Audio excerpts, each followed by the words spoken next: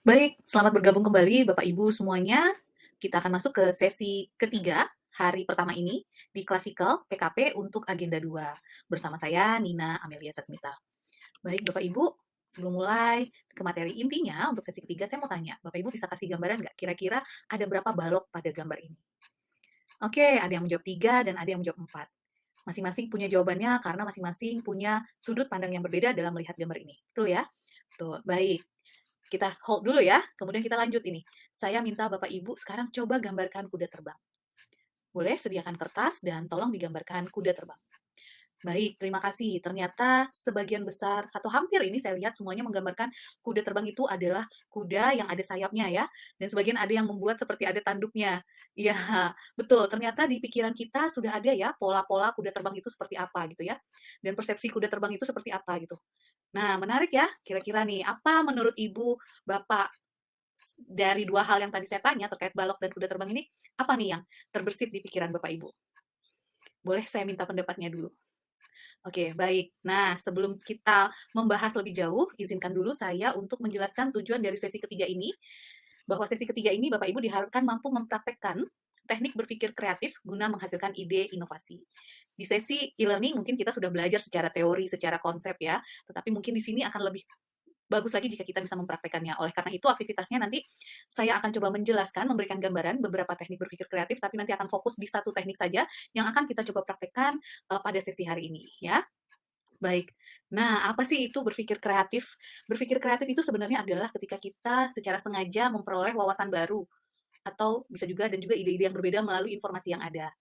Yang mana melibatkan penggunaan gaya berpikir yang berbeda dan memeriksa informasi dari sudut pandang yang berbeda untuk melihat atau mendapatkan pola baru.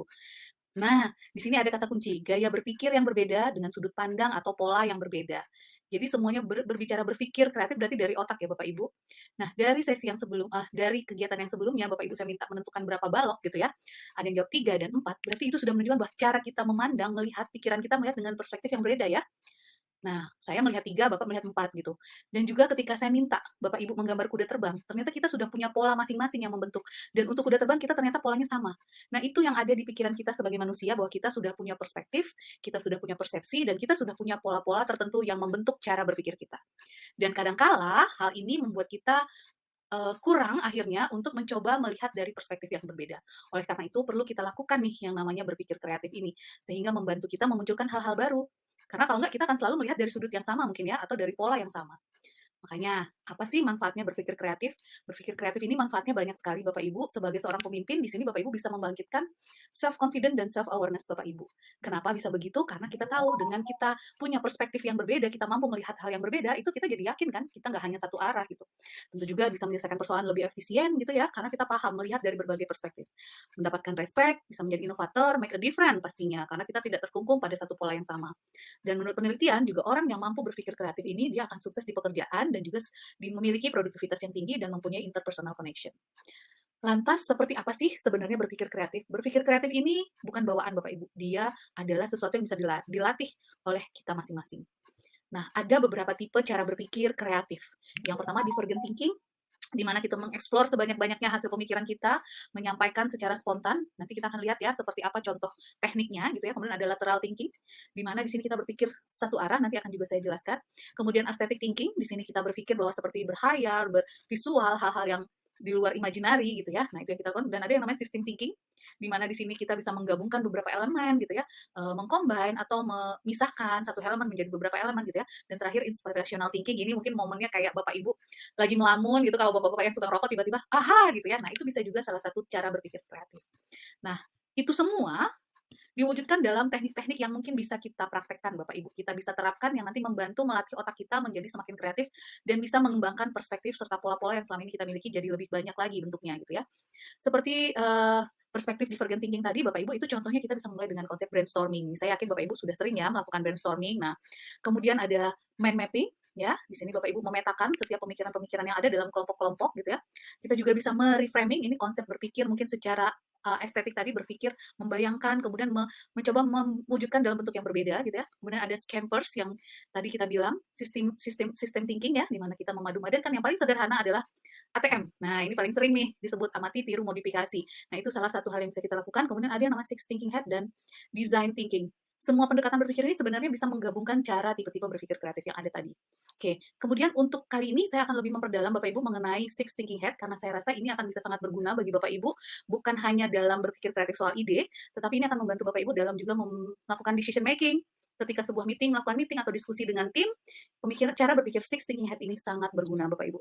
Oke, Six Thinking Hat ini adalah hasil dari pemikiran atau buah pikir dari Edward de Bono, ya terkenal terkenal ini Bapak ini ada bukunya, dan di mana Six Thinking Hat ini adalah menggambarkan bagaimana cara berpikir kita sebenarnya.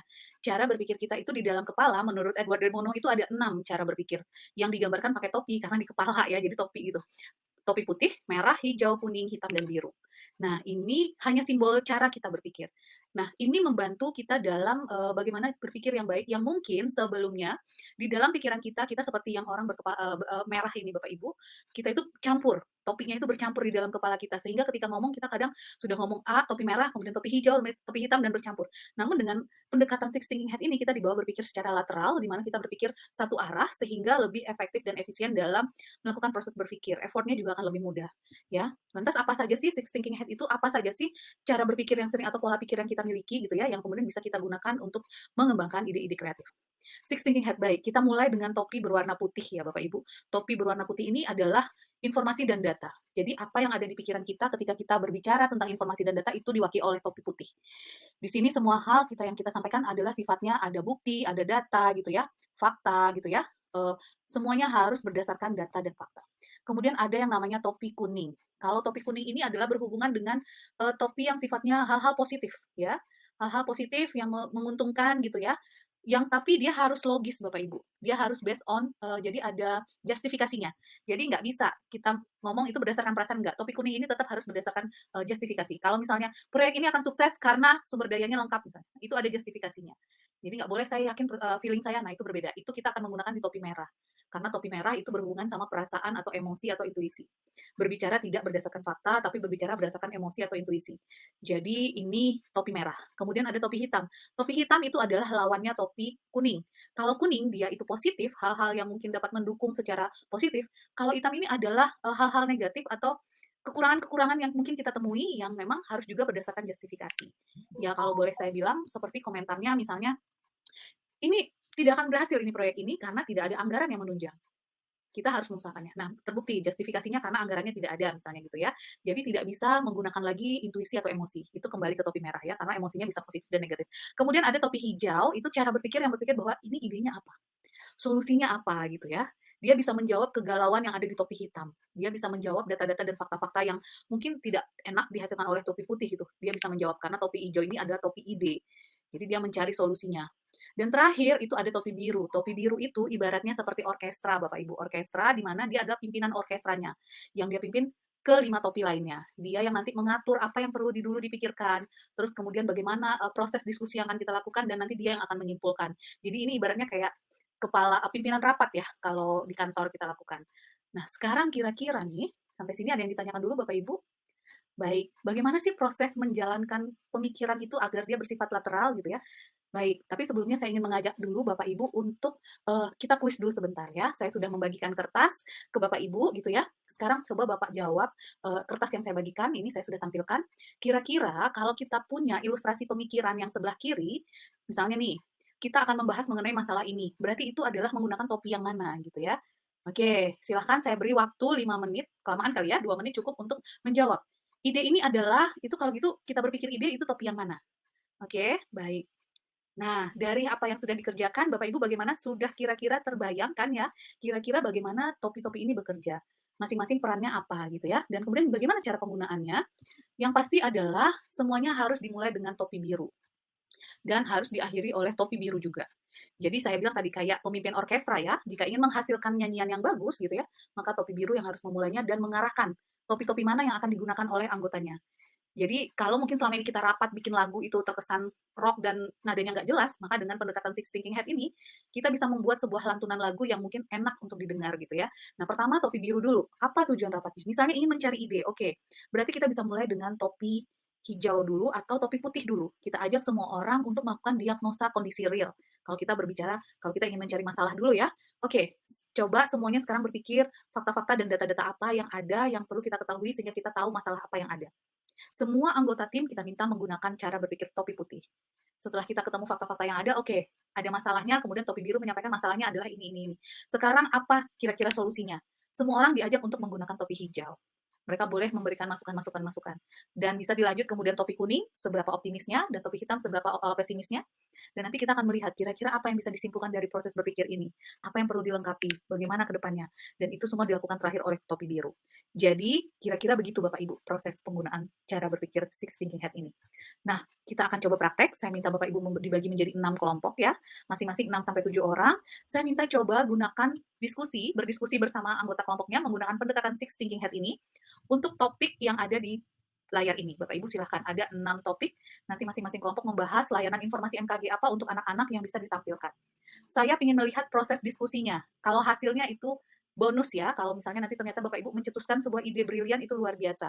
Tapi sementara yang kita fokuskan adalah bagaimana kita berdiskusi menggunakan pendekatan Six Thinking Hat ini sehingga menghasilkan sebuah ide.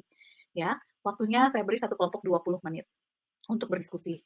Baik, terima kasih Bapak Ibu atas diskusinya. Boleh kita sekarang coba resume atau kita coba cari lesson learn apa yang Bapak Ibu petik atau Bapak Ibu rasakan ketika Bapak Ibu berdiskusi menggunakan pendekatan Six Thinking Hat.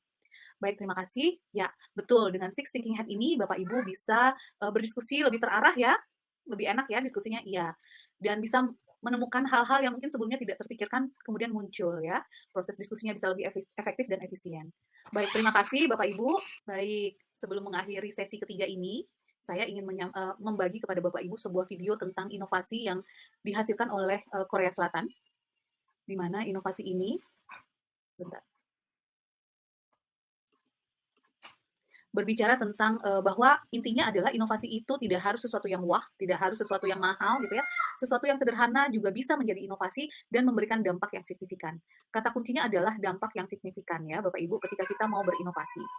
Baik, di akhir sesi saya ingin menutup bahwa the mind is just like a muscle. The more you exercise it, the stronger it get and the more it can be explained. So, saya mau menyampaikan bahwa pikiran kita itu seperti otot yang bisa dilatih. Jadi, begitu juga halnya dengan kreativitas. Berpikir kreatif itu pasti bisa dilatih. Semakin sering kita mengimplementasikan pendekatan-pendekatan teknik-teknik yang ada, maka otot-otot itu akan tumbuh dan berkembang sehingga kita bisa menjadi lebih kreatif. Demikian dari saya untuk sesi ketiga ini. Kita akan bertemu kembali di sesi keempat setelah kita break ya. Assalamualaikum warahmatullahi wabarakatuh. Baik, sekian micro teaching dari saya. Ini adalah yang saya ambil contoh adalah sesi klasikal hari pertama pada sesi ketiga, di mana di sini kita poinnya adalah peserta dapat mempraktekkan berpikir kreatif dengan menerapkan teknik berpikir kreatif. Demikian dari saya. Assalamualaikum warahmatullahi wabarakatuh.